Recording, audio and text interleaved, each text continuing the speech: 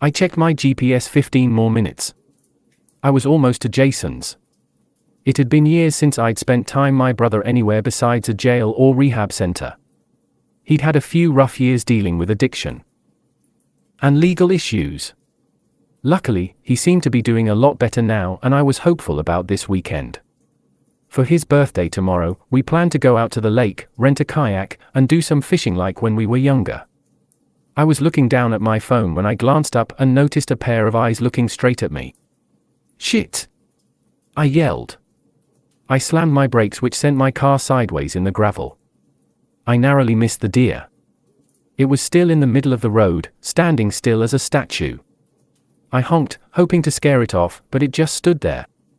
What the hell was wrong with it? I put my brights on so I could see better. The deer was skinny and its coat was matted. Finally, it wandered off into the woods.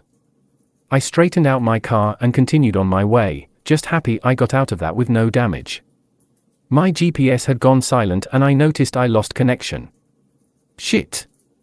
I kept driving, looking for my next turn. I kept going for quite a while. I knew I had to have passed it at this point.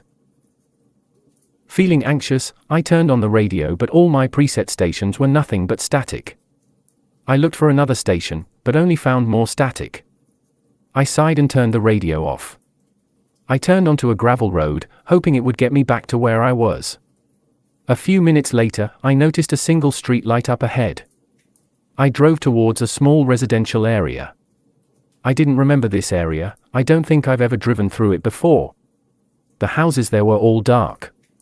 The other street lights were all dark as well, as if they'd burnt out and no one bothered to replace them. I noticed a small gas station, a convenience store that was lit up, hopefully open. My gas light had come on about 5 minutes before, so I decided to stop. Maybe if the store was open I could get directions or a Wi-Fi signal. I pulled into the gas station and noticed no other customers were at the pumps. Aside from the buzzing of the fluorescent lights, it was eerily quiet in the dimly lit store.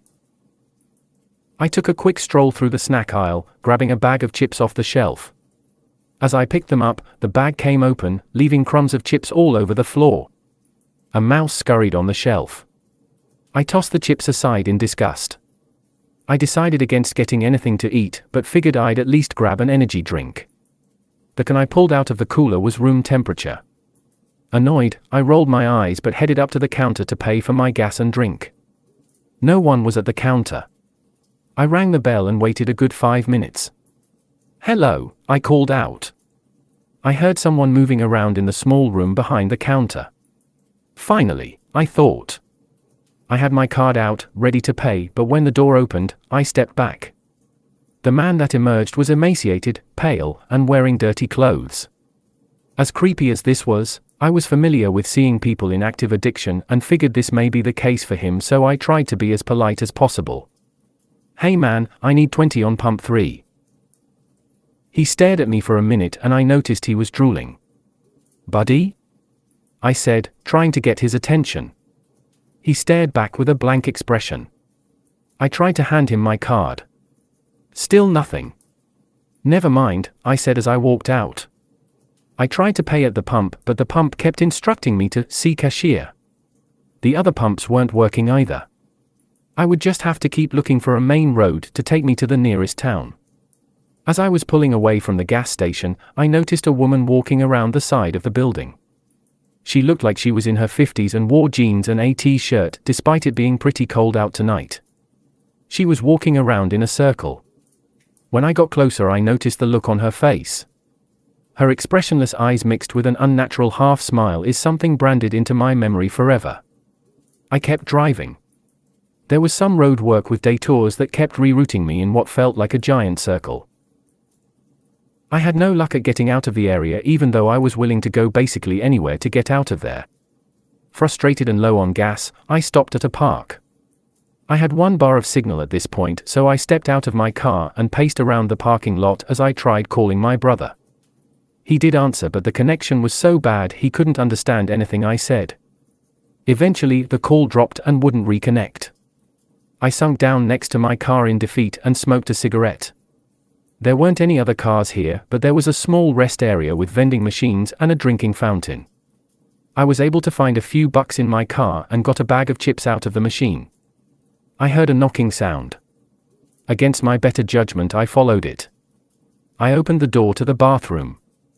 The room was lit only by a fluorescent light that was flickering, likely on its way to burning out. A man stood in front of the sink, staring at his reflection in the mirror. He either didn't notice me or didn't care about my presence. He tipped his head back, then slammed it into the mirror. He repeated this every few seconds. Bits of glass hung from his forehead and blood dropped down his face and onto the floor.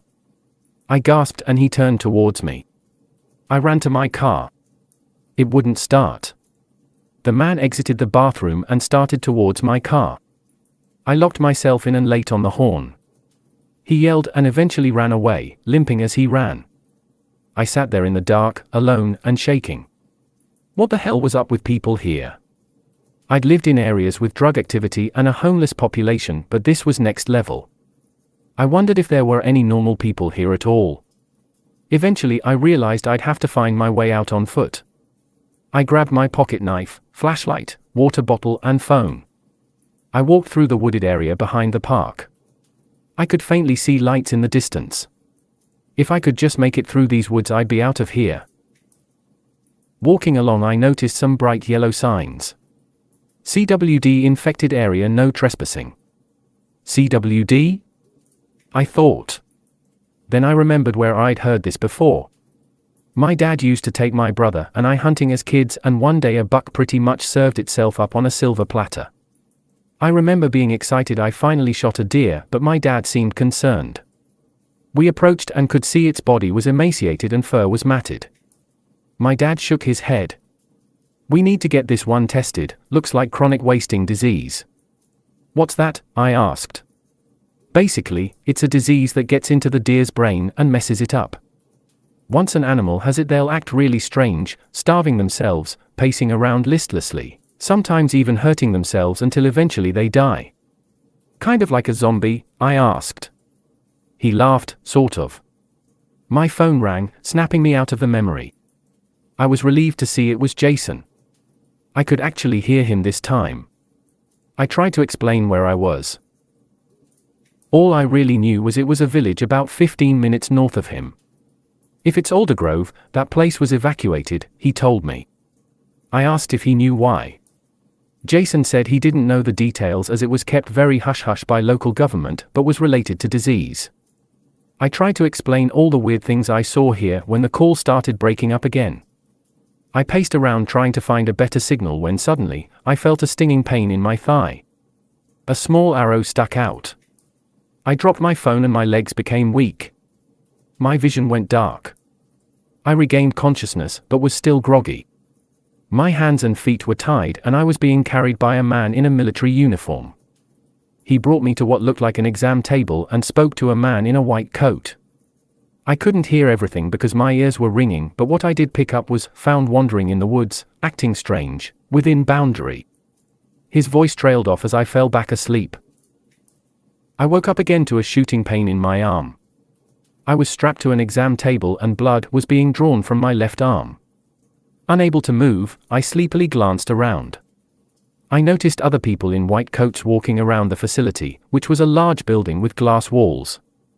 I watched one of the people working there pull something out of a cooler and hand the bag off to someone else who was wearing a full hazmat suit. They opened the bag, revealing a human head, which they began to use a tool to drill into. I screamed in horror. A burning fluid was injected into my neck and my vision went dark again.